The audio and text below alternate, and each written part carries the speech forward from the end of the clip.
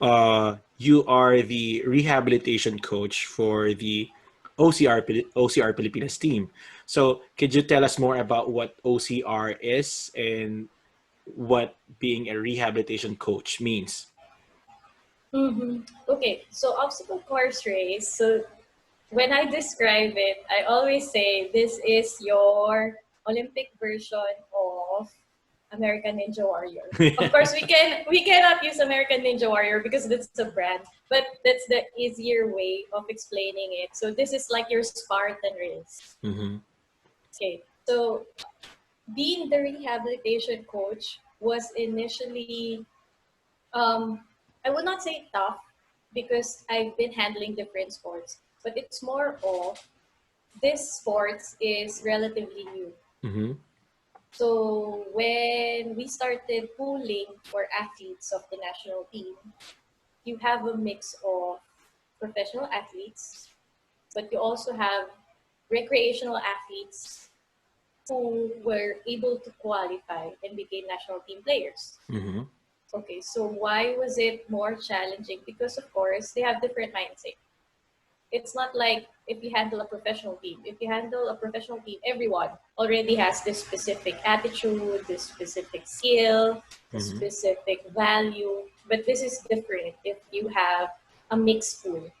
Right. So basically, we started with explaining to them what a physiotherapist can do for them.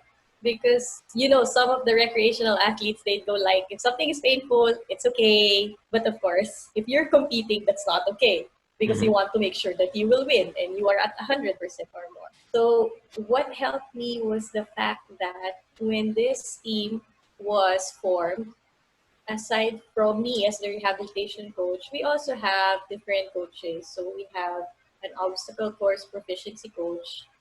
We also have a conditioning coach, a running coach, and the head coach. So it was easier in the sense that I can focus on what I'm supposed to do to make sure that they are pain free. Mm-hmm.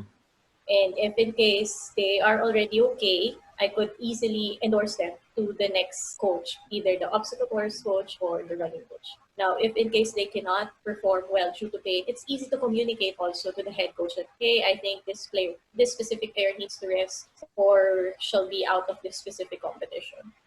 So it's good that in that team you have a lot of coaches, and you can focus. You've mentioned you can focus on what your uh, area is, right?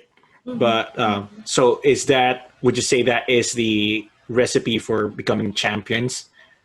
Because they were champions in the ASEAN Games, right? Yes. Mm-hmm. I would say that is one vital risk. That's one vital ingredient. Mm-hmm. Mm-hmm. Because if you it's two-way.